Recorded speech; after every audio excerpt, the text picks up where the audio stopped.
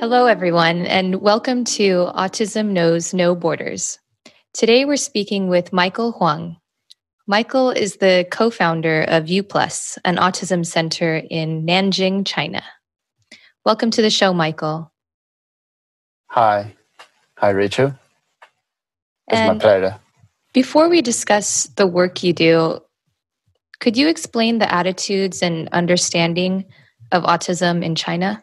Yes, because China is a big country and also is a very big developing country. So that we have 1.4 billion people, and according to our statistics, let's say 2014, that we have 10 million people with an autism issue, and there will be about 2 million young kids, young children, and there will be also, every year that we have 17 million newborns in China. So if we say it's just about 1% of them will be diagnosed for autism issue, but we will have, a big number increase every year. So, but right now in China, there we have more and more people, or parents, or governments, or some organizations to realize that we have some rights, or we have a better and better understanding of what autism is. And so most parents, once they find that the child, they have something unusual, they will bring the child to hospital. So the doctors will give some suggestion, or they can do some assessments, and they can give some diagnosis, something like the likelihood of what kind of a percentage or what kind of possibility for the child to be autism. So we can say there were more and more people realize that autism is something, really affecting a lot of Chinese families.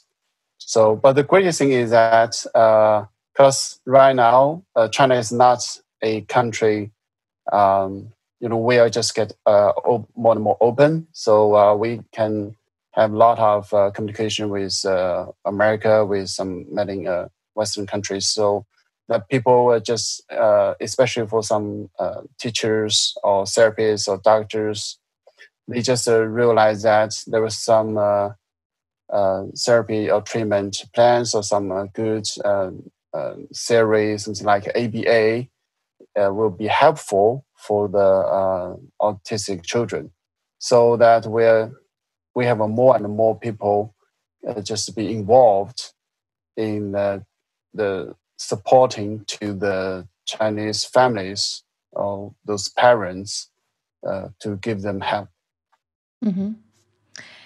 And what age range are children being diagnosed? Well, right now, normally that will be from 18 months to maybe 6 years old, or even some parents, they bring the child to hospital at 8 even, because, most parents, when they find that the child has something different, sometimes they would just think, maybe they think they don't want anyone to know that. So they want to hide it. But when you are going to enter kindergarten, or especially when you want to go to the elementary school, the school will give you some assessment or give you some test. That's the things happening in China. So maybe the teacher will deny your application. So you have to bring the child to hospital. Mm-hmm. And you mentioned that parents are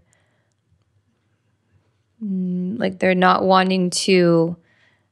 So you mentioned that parents don't want to reveal that their child has autism.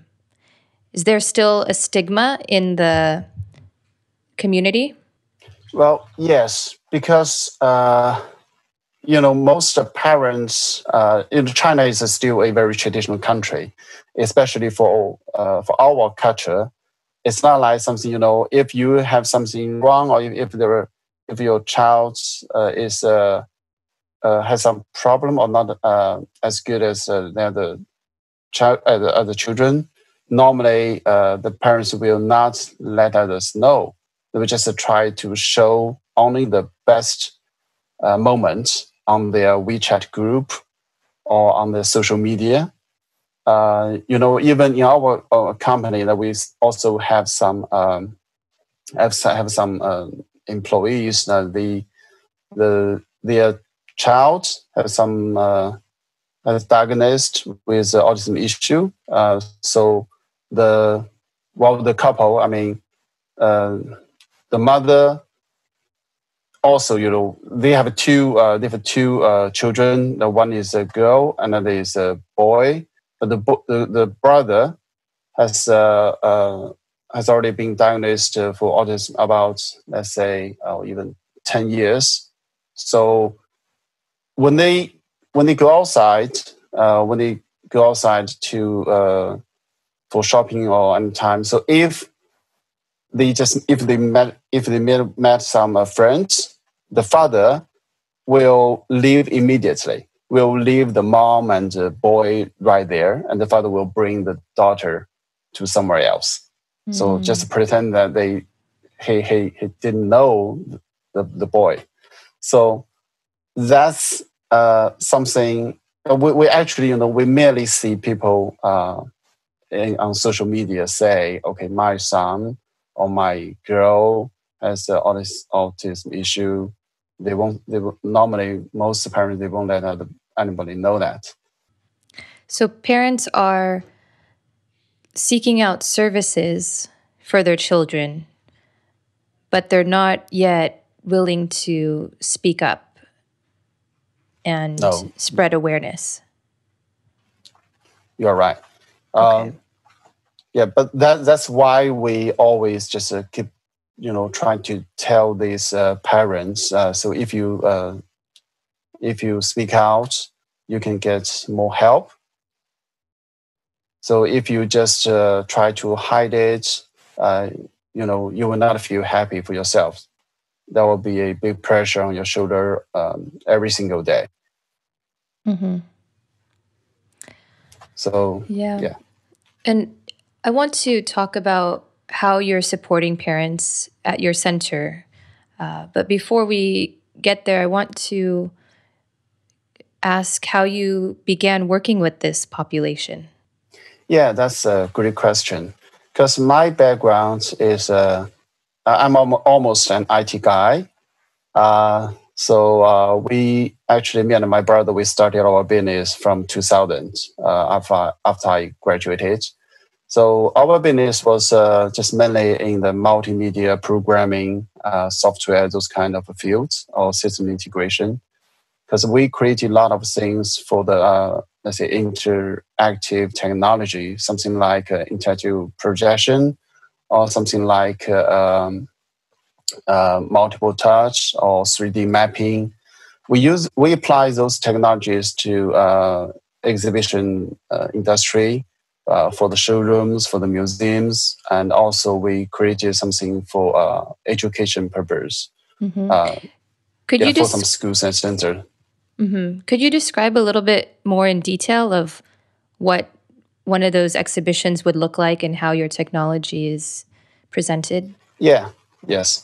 For example, especially for the museums, because the traditional museum is just use a poster or some printed material to tell you a story, to tell you the history or something.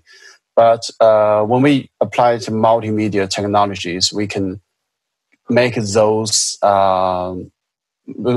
make those material to be vivid. For example, when we introduce something like space, we can use projectors to project on the three walls or even four sides of walls, and we just connect all the images together. So when you stand in the center, you can feel like you're just in the universe, and the room will be full dark. And so you can see how the star moves, how the planet moves. And so you just like, sitting in a spaceship. Mm-hmm. And yeah. That's and, so cool. Yeah, that's just one of the technologies. Because we also have something like what we call is interactive floor or interactive projection system. That could be a projection screen on the floor. It could be a fish pond. So when you step into the water, but the water is just an image projected from the projector. So and then there will be waves under your feet, and so where you walk, and there could also be some fish just swim around you. And when you try to step on the fish will swim away. So those kind of technologies will give you immersive experience, and that can also bring some static traditional display to be interactive, to be immersive. So we just applied lots of those technologies to museums and also for exhibitions, because many exhibitors, they want their booths to be attractive. So they use big screens and use multiple touch screens. They use some gesture control systems. Also, for recent years, there will also be virtual reality, augmented reality, or even mixed reality. So there are different technologies could be applied. So that's our business. That's still our business, but we just, because most of our clients are overseas clients, we actually have a much more business outside China. So we have some clients. We noticed that it's about maybe 8 or 7 years ago that we have some clients from from some special schools, special education schools, and also from some hospitals, like hospital, what they call a Kaiser Permanente in San Diego, Mm-hmm. and also some centers, some education center from Estonia, from UK, and also from Japan. So yeah. And at the very beginning, we just noticed that there were some clients, they bought our interactive projection products. They bought our multiple touch program. So we just thought they use those to entertain children. Might be install that into the lobby only, so into the waiting area to calm down children or to give them some entertainment way. But when we do some research, when we did some research, we noticed that they actually use the system in their in their therapy rooms. So they use those what we call they use those tools to give treatment to train children with autism. So because we also have an company in America, in Las Vegas, because in Las Vegas there are a lot of shows every year. So we just did some research there as well. Meanwhile, we also did some research in China. The initial purpose to do this is just to explore whether there will be some business opportunities. But meanwhile, we just noticed that after we compare the research results from America and from China, we just find something a big impact to us, because we just realized that the two countries, children with, or we can say not only children, but also for all the adults as well, there will be a huge difference. Because in America, that most families, they can get treatment from their insurance. Insurance can cover maybe part of the expense. And also, there are many BCBA, there are many RBTs. But in China, because we don't have we don't have such major in universities. We don't have a behavior applied behavior analysis. We don't have such lessons or course or major in China. So it will be pretty hard for us to find something from the scientific research. So, but there's still a lot of people and more parents, they realize that the children need some professional treatment. But unfortunately, we don't have enough doctors. We don't have enough behavior analysis, and we don't have enough special education teachers. So the first thing we plan to do is that if we can help some families, it won't be a business. It's something that we can do it for quite a long time until someone can really heal the autism. So we just cooperated with a company called Relaus Learning. So because they have RBT curriculum, and also it's an online system, so that would be very good for us to promote in China. Because we noticed that the first thing we need to do is to educate as many teachers as we can to help those families, because we need professionals in China. Right. Yes. And we also did a lot of work to translate everything under BCBA's help, and also some BCBAD's help from Relaus Learning, and also from our side. We worked together to make it to be in Chinese. And so we just promote it, and we give the free lessons to 1,000 Chinese teachers in this field. Okay, so you were teaching them ABA strategies. Yes. Okay. Yes. And at the very beginning, we give them for free.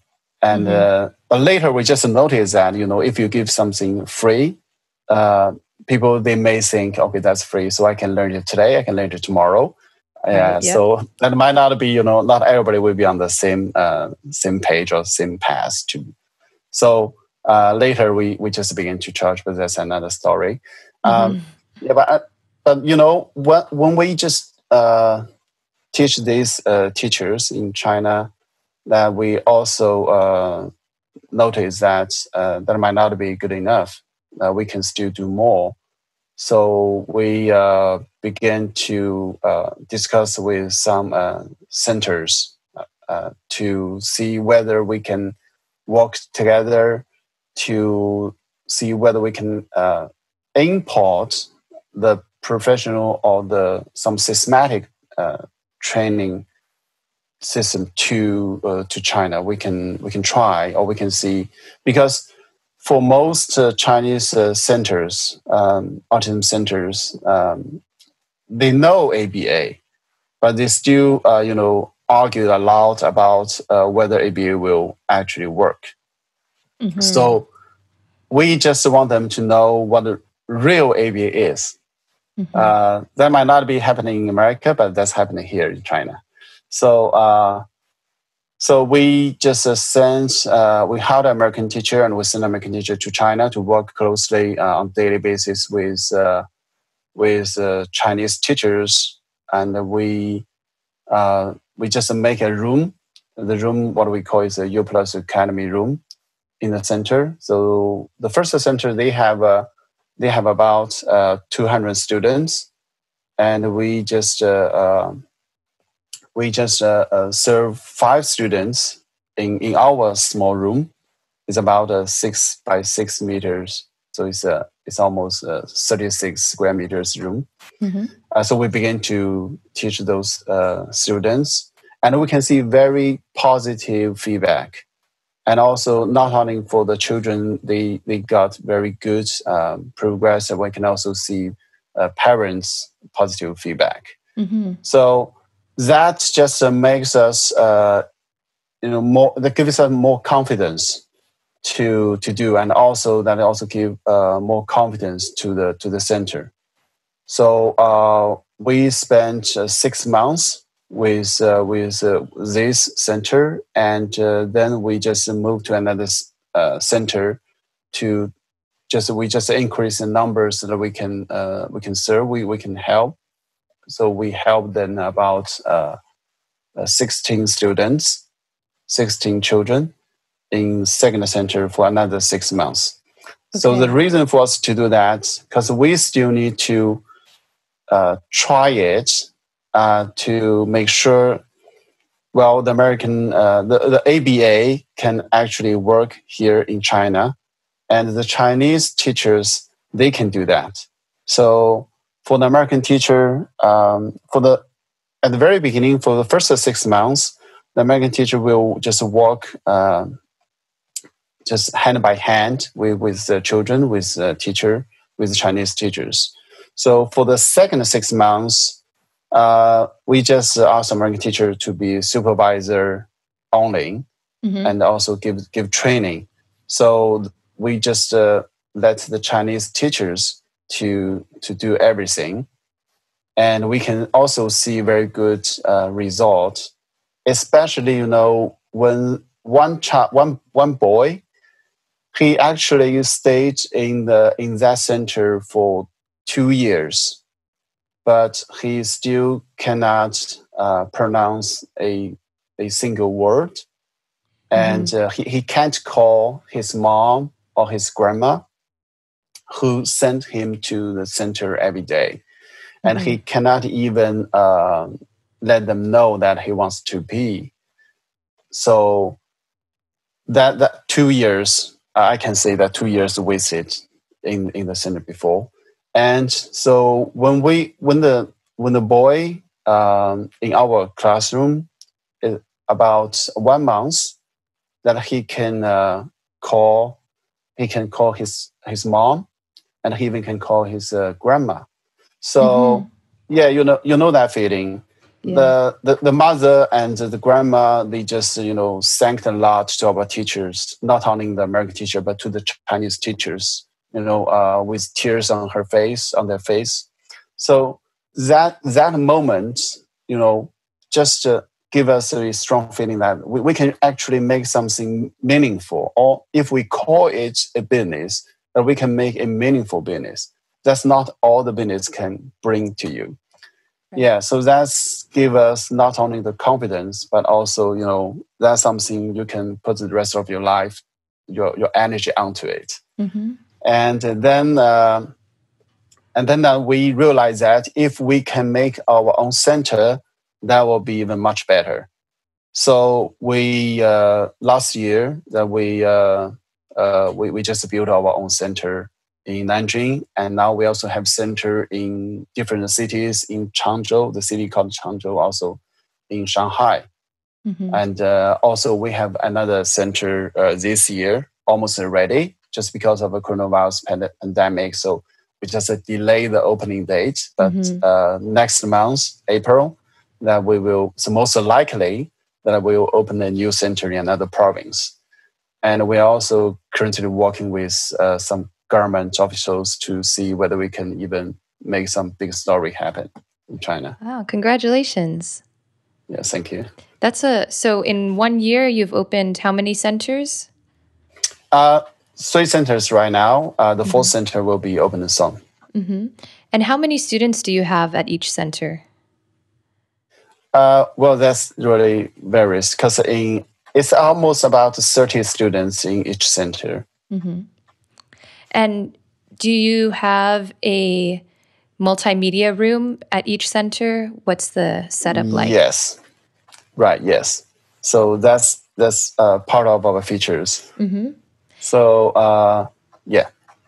And how do you use the technology to help the students? Like, what kind of programs do you do? And what environments do you set up? Right. Yeah, so I can give some examples that might be better to understand that. In China, when you just try to teach mailing boys or girls to pronounce something or teach them language, the teacher themselves, they need to speak again and again and again. But also China is a big country, so we have a different accent everywhere. Not every people can speak very good Chinese Mandarin, even for Chinese teachers. So that we create some program. So we record some audio. So when you click on the big touch screen, you click on the picture like a mom, and then they will say mom in Chinese, and then so you can drag and can drag the picture to an area, so you can even make your own sentences. Mm-hmm. So for the teachers, they don't have to speak it again and again, so they won't be too tired, and then they can save the time to observe better. So, and then they can also, in this way, they just touch screen. The child will just sit in front of the screen, and the teacher will just touch the screen to teach the pronunciation. And also, even for the child themselves, they can also try to drag, or they can click by themselves. Mm-hmm. So we can also, in this way, we can also teach them whether they can follow your orders, or whether, and then they can even try. We can even try to see whether they can learn by themselves. Mm-hmm. And it's also building fine motor skills by dragging and clicking. Oh, right. Yes, exactly.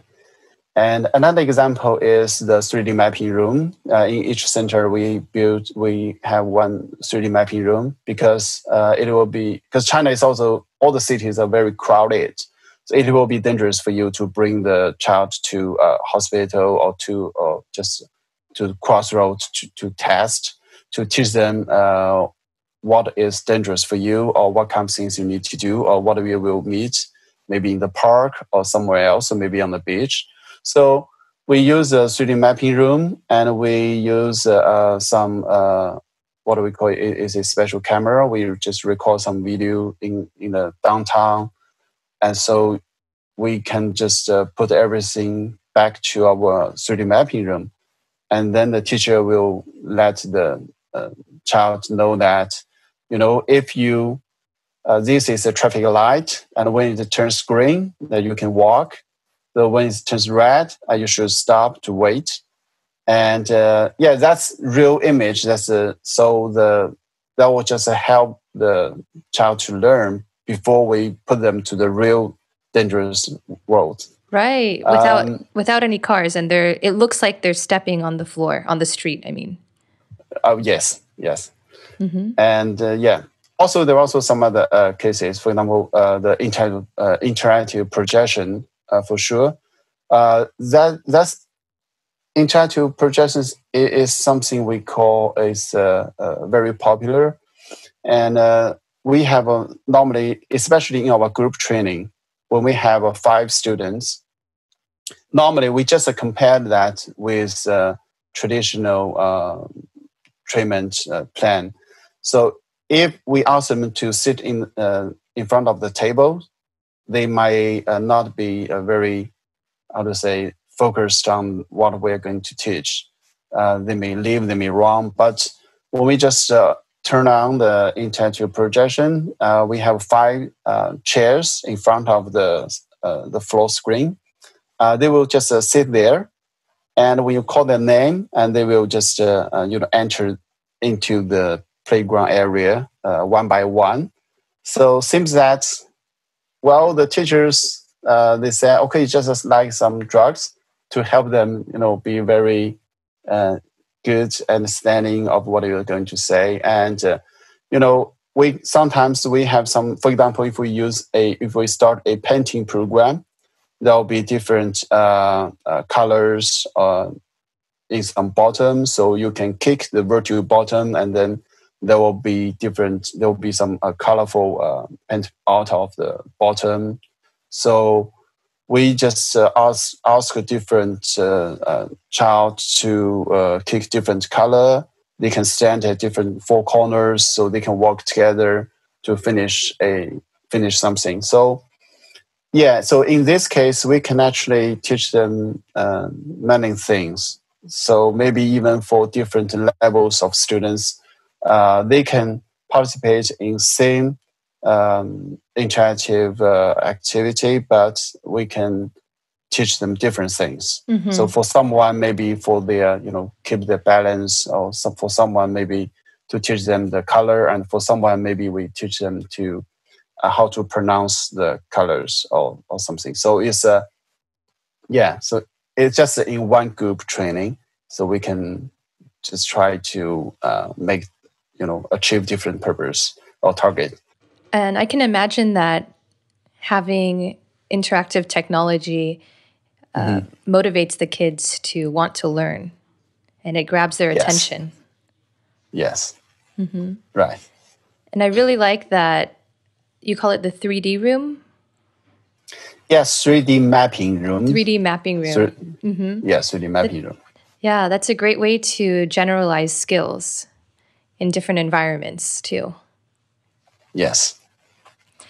And what are the age ranges you work with now? So most of them from 2 to 8. Okay. What are the services?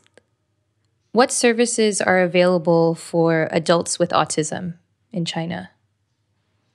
Well, it's how to say? Can I say that's almost a zero? Only some parents. What I know is that there were some parents. They just try their best to organize some adults, some families they know. So maybe they can just open a a small cafe coffee shop, or maybe they just send them to the what do we call is not a special school, but is some organization which is organized by the government, so they can send them to work there. But what I know is that there is no systematic supporting system for the adults. I imagine your technology being very useful for teaching vocational skills. Yes. Like a simulation of a coffee shop that they're working at, or whether it's a supermarket, whatever skills they need to learn and develop could be done in a 3D room and eventually generalized to the real environment. Yes. Because we don't need them to wear any glasses. So so that will be better for them to get familiar with the environment. Do parents get involved in the training and the therapy? Do they come to the center and work with the kids in those different medias?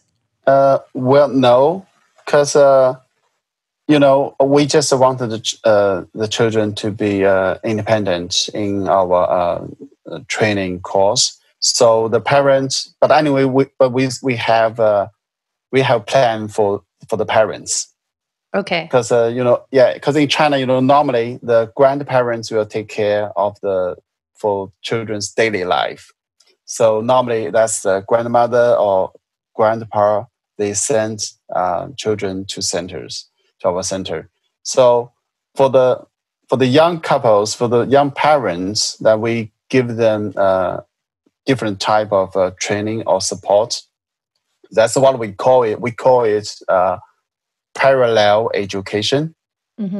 So we have a different a program for them. We give them training, so the training is for free, and so we also give them some we give them training plan, or it's just like homework they can do, and so they can receive the program. They can receive the individual education program on their mobile phone or any mobile devices, and they can implement that at home. It could be just maybe 2 minutes, or it could be 5 minutes, because most parents, they still need to work.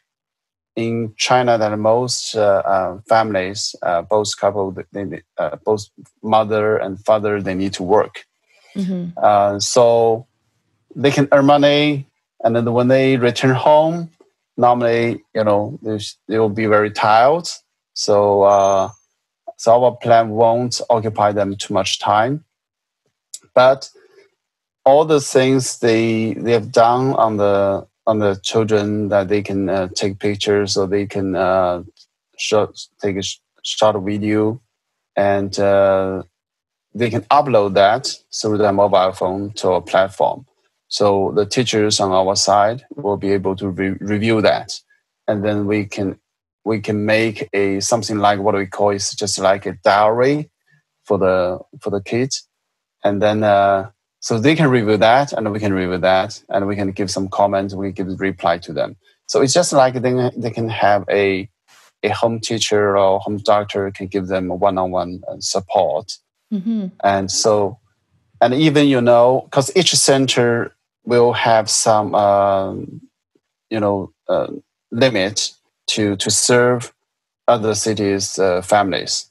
And even though that we have students from different cities they rent apartment near the center, but we still want to give them a cost-effective way. Mm-hmm. So we, in this case, we use a parallel education app, and to give them remote support. So that's actually helped a lot when the coronavirus issue came for a couple of months ago.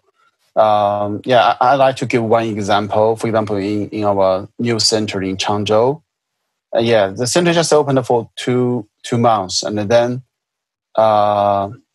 it's just like a sudden death for all the schools and centers because of the coronavirus. All the parents, they have to stay at home, and they even don't know how to do that. So I just told the center's administrator, what we call is like a clinical director, which I just asked him not to fire anyone, because we need to keep all the teachers on their duty. And meanwhile, we need to give 1 month free training to all the parents, all the 30 parents. So we force them to implement our training program, the parents only. Mm-hmm. So luckily, they all follow our suggestion. They all followed our suggestion. So 1 month later, it just started this March. We began to charge them a little bit. So all of them just paid for the service. So in this case, the teachers will get better payment. All of our staff will get better payment, and so they can get very good progress. So all the parents, they were getting more and more professional, and they can some of them even can take data by their own, because we do most of those children just use a VB map assessment. Mm-hmm. So we also give teach the parents how to take data. Some of them you can do that. Yeah. That's really empowering for the parents too, to be able to see their child's progress. Do they normally pay out of pocket, or does the government help with funding? Well, in China, we do have government funding, but it's just like it less than $200 per month. Still depends on where you are. So for some cities, they can give about $400 a month, $400 a month, but that's a maximum, as far as I know. Mm-hmm. For most cities, you can get in RMB is about 1,200 RMB, so that will be less than $200 per month. Yeah, but you need to apply, and you need to pay that first, and then you get reimbursement from the government. I see. So you mentioned the coronavirus, and I want to talk about how that has affected your center and impacted the services you offer. So just to give the listeners some context, we are recording this on March 26th, And for me here in Spain, this is the 14th day we've been on mandated lockdown. So could you tell us the current situation where you are in China? Yeah, because in China, because China is very big, the province called Hubei is was a center for this coronavirus pandemic. But we are in different province. We're at the eastern part, not in the center part of China. So we are all good. We don't have many patients, and right now that we are almost zero. We've been in zero increasement for, let's say, for more than 10 days. Mm-hmm. So yeah, we're not in lockdown status. So, but in Hubei province, almost they will be set for free 2 weeks later. Also, for all the schools and centers will be opened within 1 month. Okay, so you're not on lockdown, but you were forced to close your center. Yeah, for the centers, has already been closed for, let's say, from the end of January. Okay. All the schools and the centers were asked to close. Okay. So it's not opened yet, but it will be opened within 1 month. Okay. And you said that you didn't want to fire any of your staff. Have they all been working with your students doing remote therapy? Yes. Because, we spent a lot of time on training our staff or training our teachers. Also, we worked a lot. We worked closely with Global Autism Project that you sent BCBAs, RBTs to China to help us. So, yeah, for those teachers, they are very unique. We really want to keep our team. Mm-hmm. And we also know that without them, we're nothing. Mm-hmm. So we won't fire anybody. Yes, but that will just bring some financial problem for us. Mm-hmm. But we really need to do that, no matter what kind of way. But we need to keep the team. How many staff members do you have? We currently in different cities. We almost have 30. Oh no, not 30. In each center, we have around 10 to 15 teachers in each center. So right now we have more than 40 teachers in China. And did the government in China provide any support to small businesses so that you can stay afloat during this time? Yes, we have a less tax and we have a less fees. That's really saved, I can say, 20 or 30% of your monthly expense. So that's something good. But we still need to pay rental. Mm-hmm. And we still need to pay some basic salary for sure. Mm-hmm. But that's already very good. When you open the center again in a few weeks, right? April 7th? Yes. Do you imagine that you'll be able to continue where you left off? Or how do you imagine starting the center again? Well, I think that will be just as usual. I can see that we will have many more students in the near future, because what I know is that there were still some, because we also work closely with hospitals, with doctors. So, because we know that there were also some parents, they brought their children to hospitals to get diagnosis. But after diagnosis, because of all the centers are closed, so they cannot send the children to anywhere. So they're also waiting for the centers to be opened. Mm-hmm. So I can see that we will have more inquiries, or we will have more students. And I can also see that we need to hire more teachers. as well. Mm-hmm. Now that the parents have been working with their kids at home, how do you think this is going to affect the children's progress once they start coming to the center again? Yeah, I think that the parents they will be better understand how everything works.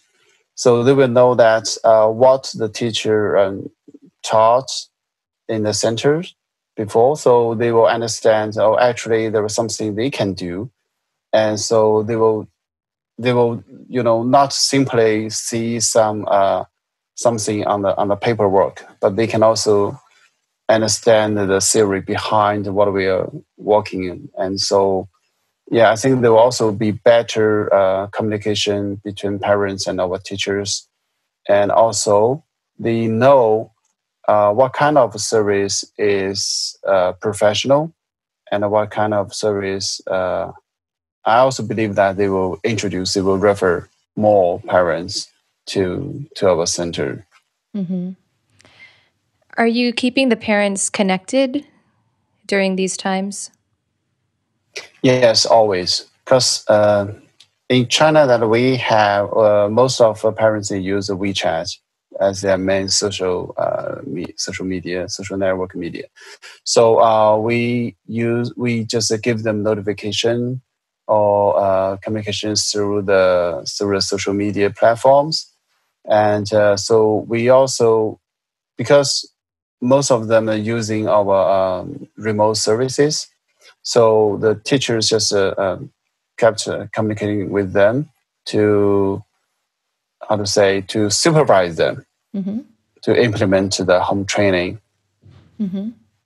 But I can feel that most parents they feel they felt very tired.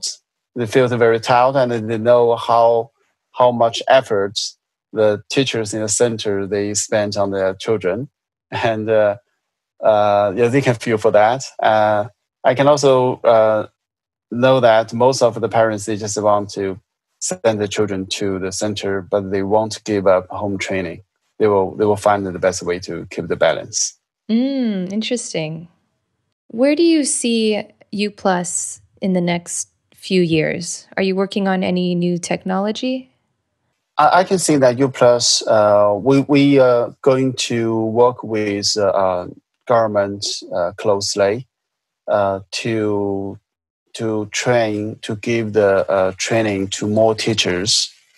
And we also are going to implement the remote supporting system to more families. There are also many families. They may live in some small cities, small towns.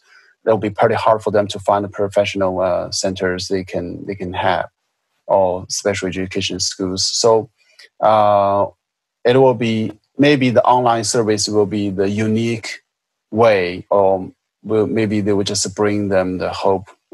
So that's what we're going to work with the government to promote the systems, to give the help to them.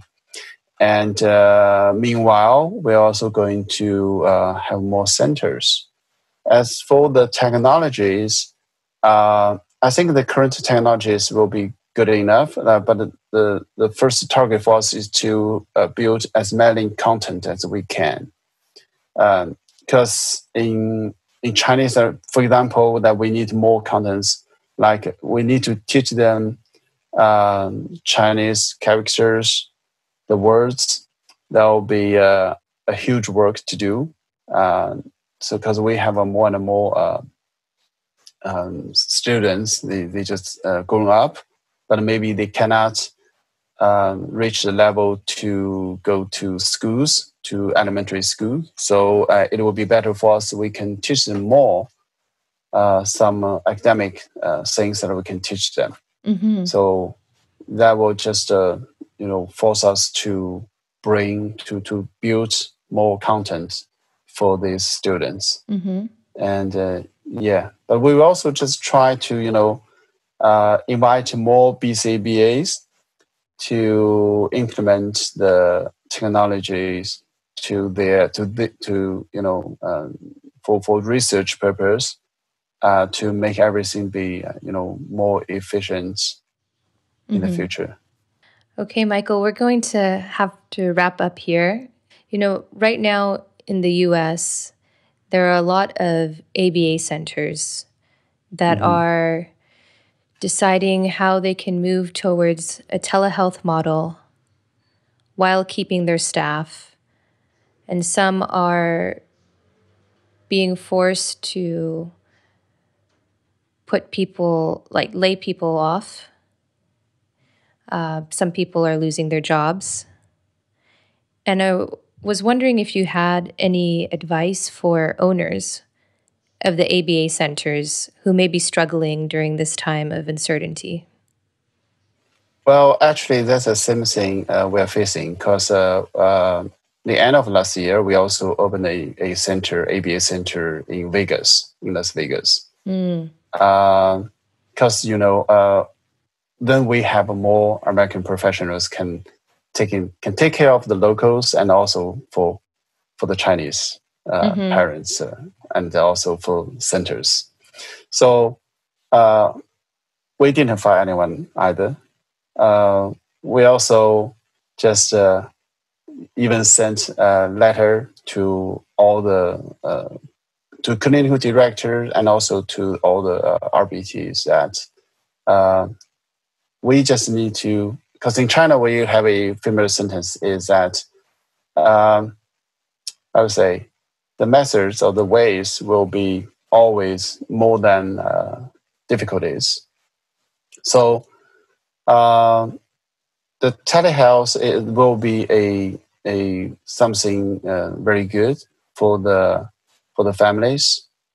And meanwhile, we can also see that the U.S. government also passed a bill. Hopefully, the president will sign it soon and also pass the House, right? And then, and that will also give some financial support to all the employees. And meanwhile, what we know is that technology will help for sure. That's something we have already done, and I do believe that will also work in states as well. And also, what I know is that in states there will be something. There will be more technology be applied than China actually, and I think everything will be fine pretty soon. That right now is a darkest moment, but we can see great future very, very soon. I'm very confident about that. That's reassuring hearing it from someone in China who has kind of passed the storm already. Yeah. So you're seeing almost passed. You're seeing some light through the clouds, some sunshine maybe on the other side. Yes. All right, Michael, it's been a pleasure speaking with you today. And please continue your amazing work. I would love to visit UPlus someday and step into one of your 3D rooms. You're very welcome. And, I'm sending you strength and courage as you finish out these last couple of weeks and prepare to open your center again. Thank you very much. Thank you, Michael. Take care. Okay, yeah, be safe. Take care.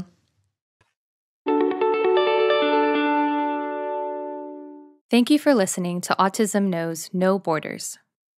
If you are one of the many ABA practitioners who are currently learning how to deliver services via telehealth, I hope you found encouragement in listening to Michael's story.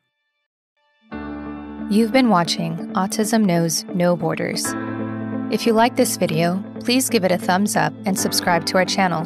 Also, we'd love to hear from you, so let us know what you think in the comments section. Click here to watch another interview from our podcast. You can also find us on your favorite podcast app. Tune in each week for engaging conversations of how people across the globe are inspiring change and building community. Thanks for watching. Take care.